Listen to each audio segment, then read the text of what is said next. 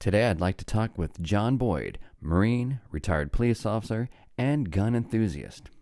John Boyd. I grew up in rural Kentucky, so there was always hunting. Okay, well that's half cocked, so it won't fire.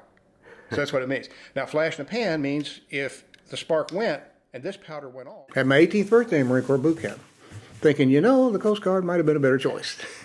But that's my standing joke. Really, it's the best thing I ever did. 27 years in the old Jefferson County Police Department. That was a 500 officer department which merged into Louisville Metro.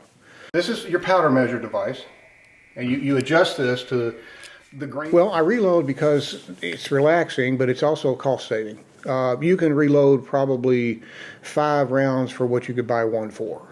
Now, I don't use them. So you have 3 steps when you're reloading. Sometimes 4, depends on what you're doing. But this first one is called the sizer decapper. Now, when you fire the case, this is the primer, and it's already expended. It's done. And there's a hole where the flash comes through. So, okay, the casing expands.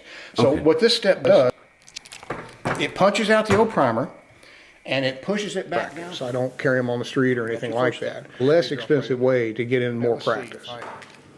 Okay, when I go out, I'll shoot anywhere from 100 to 200 rounds at a time when I go. And the second step, when you run it up in there, what that does, it opens the case mouth up just a little bit so that you can put your bullet, start your bullet. And then here's where, if I have my primers in there, I would push this over and put a brand new primer in it. I continue to shoot because it's a perishable skill, and it's a skill that I think you should be able to maintain because, especially things right now, you may be your only first responder. Anybody can make a gun go bang, but making it go bang where and when you want, that's another story. I would say get with a professional for instructions.